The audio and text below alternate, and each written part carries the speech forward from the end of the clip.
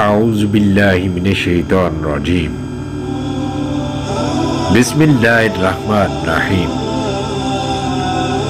کثرت سے درود شریف پڑھنا درجات کی بلندی اور گناہوں کی معافی کا سبب ہے۔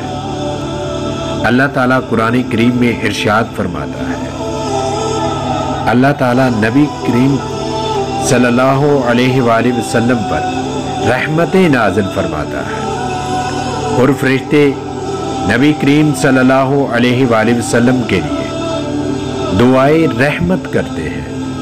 اے ایمان والو، تم بھی نبی کریم صلی اللہ علیہ وآلہ وسلم پر درود و سلام بھیجا کرو۔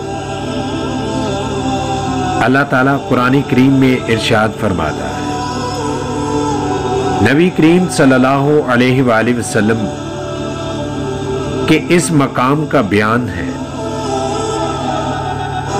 جو آسمانوں میں آپ صلی اللہ علیہ وآلہ وسلم کو حاصل ہے، اور وہ یہ ہے کہ اللہ تعالیٰ فرشتوں میں آپ صلی اللہ علیہ وآلہ وسلم کا ذکر فرماتا ہے اور آپ صلی اللہ علیہ وآلہ وسلم پر رحمتیں بھیجتا ہے، اور فرشتے بھی آپ صلی اللہ علیہ وآلہ وسلم کی بلندی درجات کے لیے دعائیں کرتے ہیں۔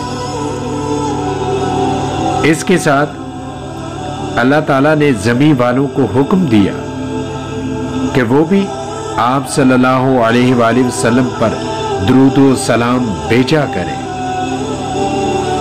حدیث میں آتا ہے کہ جب یہ آیت نازل ہوئی تو صحابہ کرام نے عرض کیا، یا رسول اللہ صلی اللہ علیہ وآلہ وسلم، سلام کا طریقہ تو ہم جانتے ہیں، یعنی نماز میں السلام علیکہ یا ایھا النبی پڑھنا۔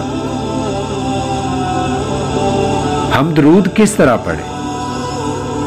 اس پر آپ صلی اللہ علیہ وآلہ وسلم نے درود ابراہیمی بیان فرمایا جو نماز میں اتحیات پڑھنے کے بعد پڑھا جاتا ہے۔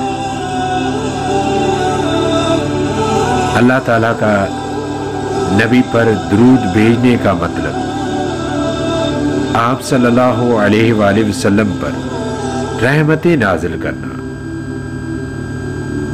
اور فرشتوں میں ان کا ذکر فرمانا ہے۔